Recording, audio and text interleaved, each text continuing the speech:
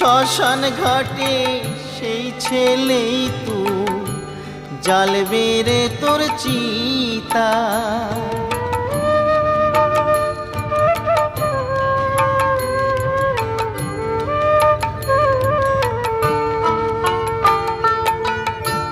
যে ছেলেটি প্রথম তোকে ডেকেছিল পিতা,